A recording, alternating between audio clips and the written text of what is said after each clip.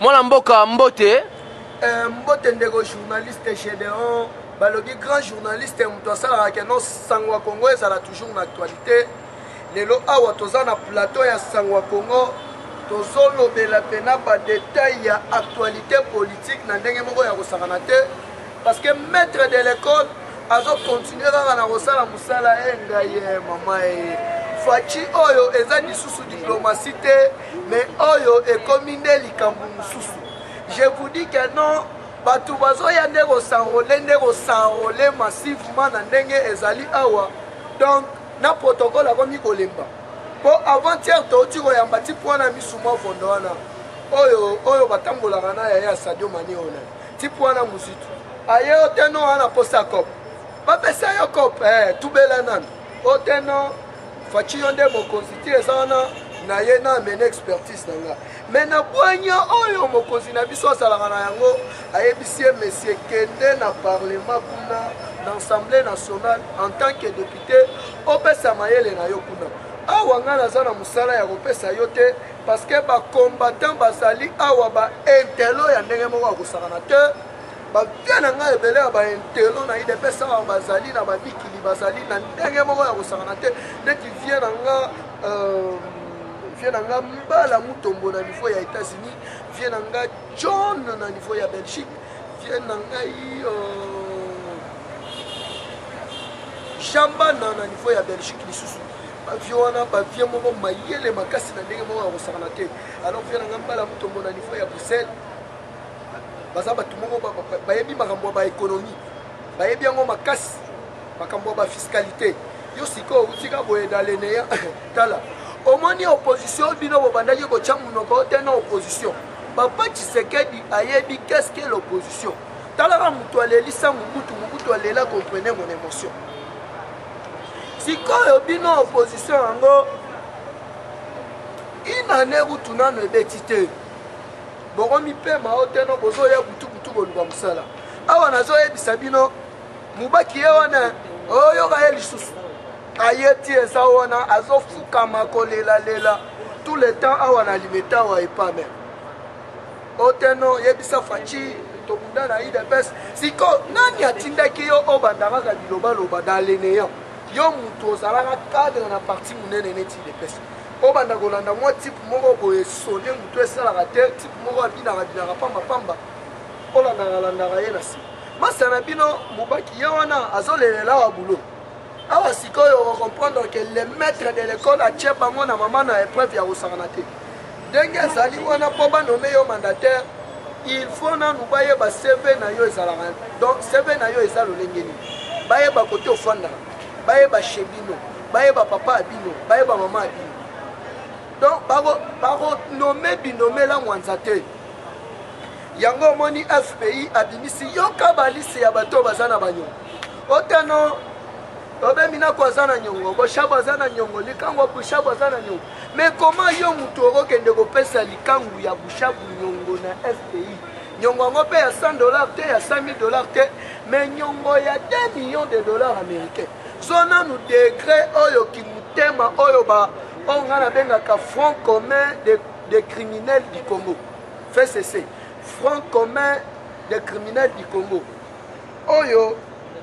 donc bango musala na bango pena ezalaki kaka kosala bacrime moko économique mais awa sikoyo bakutani na bic rouge tala omoni le 15 oyo ekozala mama na ngambu na parlement ya kosangana te lelo namoni bakongolais moko bazali wana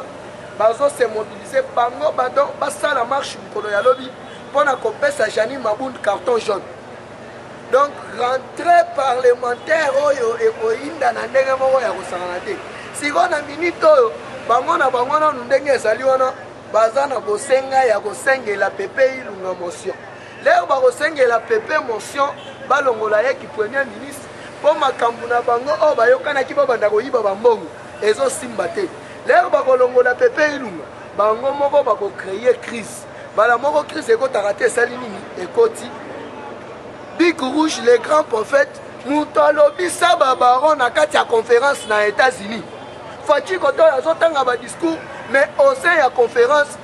type moko ya juif azalaki wana akomi koloba en langue reya bakondoro bosha facha tala boye wana problème nini oteno na un message ya nzambe na kati ya conférence nzamba bachi kuna azotanga na ye mais nzamba te asimbi grand rabbin na niveau ya Israël oyo aprophétisaki fachi awa sikoyo ndenge ezali wana na rentrée oyo soki balobi badestitue ilunga bakocreye crise soki balobi badestitue mpe ilunga te fachi il faut anommer informateur oyo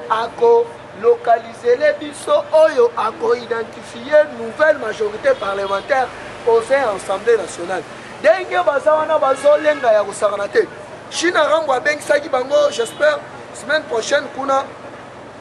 d'abord na ya kindoki o ezalaka na côté aéroport kuna mais eloko esalaki biso bien ezalaki nini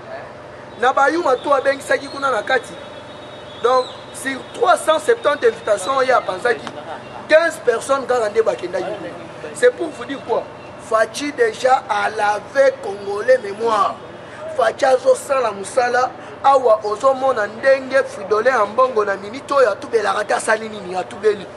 Alobi on doit être honnête. Alobi je dois être censeur. Ba premier pas ya chef de l'état ezo kende kitoko. Donc ozala tozo kangamara na ba critique moko ezanga tina te. Alors ndenge ezali wana fachi musala oyo azo sala ba premier pas na ye aza na volonté ya kosunga peuple congolais. C'est pour vous dire que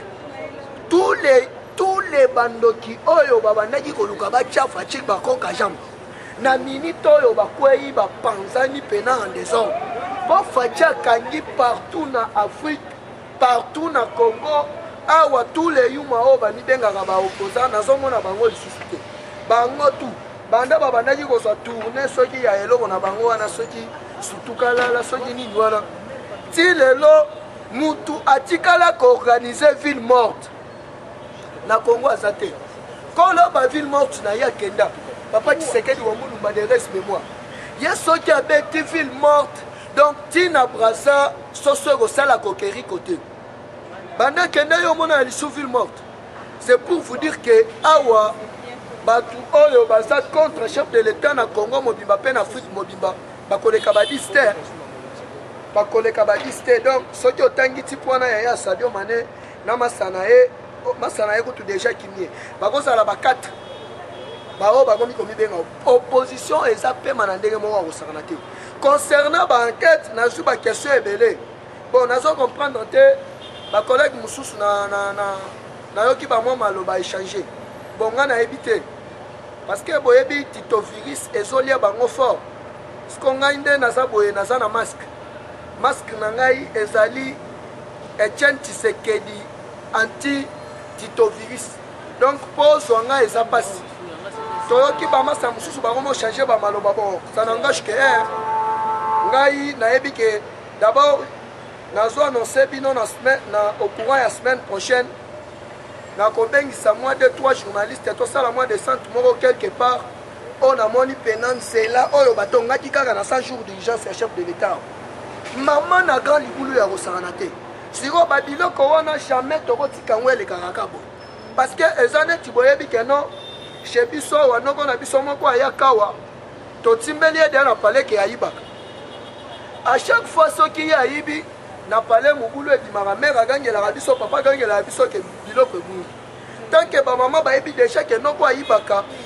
basalaka déjà bana singi balobi ndenge ezali wana noko na bino soki aye na palais bozala musika te bozala pembeni po soki bolalisi misu akoyiba bino lisusu babiloko na kati ya palais donc na minute oyo ngai naza lisu likolo ya lisu tokosede na intimidation te malgré tumba mwa intimidation oyo bazosala biso tokokontinue kaka kodénoncer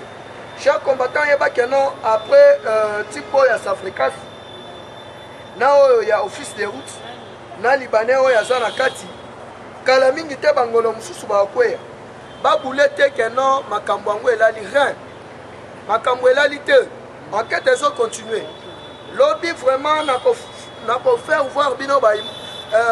à partir de la semaine prochaine j'espère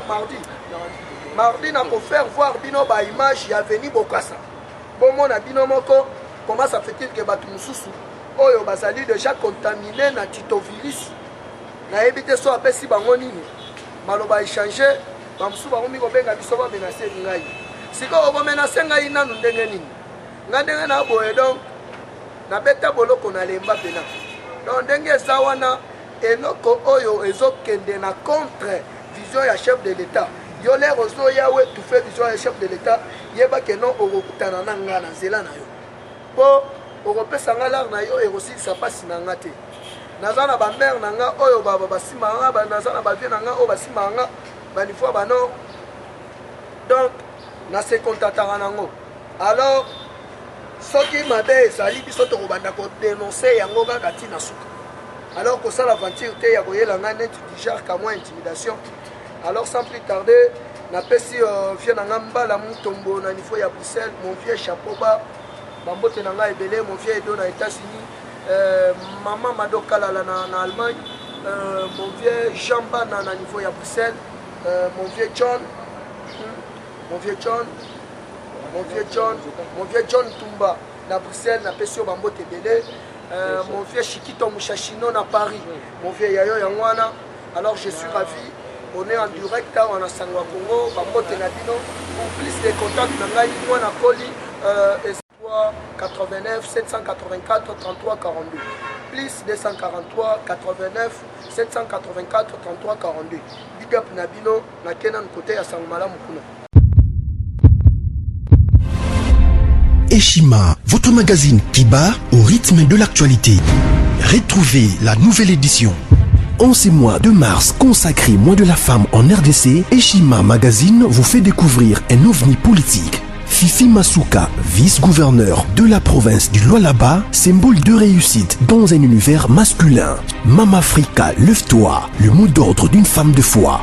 Découverte. Sélé Alagouli, le gardien du trésor, mobilisation des recettes, rigueur naturelle, les nouvelles argentiers congolais rassurent. Focus, ministère du budget, Jean Baudouin Maillot imprime sa marque dans l'exécution de la loi des finances. Patient Saïba Tamboué, Logefrem contribue à la matérialisation de l'émergence de la RDC. Dossier Eshima, nomination des hauts magistrats, lueur d'espoir. Nation, interview de Christian Matata. Augustin Kibassa annonce un projet intégrateur pour booster les secteurs du numérique en RDC. Bourse d'études, amélioration des conditions et complicité avec les étudiants, Thomas Luaka Losenjola convainc. Michel Moulumba Tumpaka, les modèles de réussite et de loyauté pour la jeunesse. Culture, Mwanankazi, un statut familial particulier. Retrouvez l'intégralité du magazine Eshima dans les kiosques. Eshima Magazine, un nouveau standard d'information.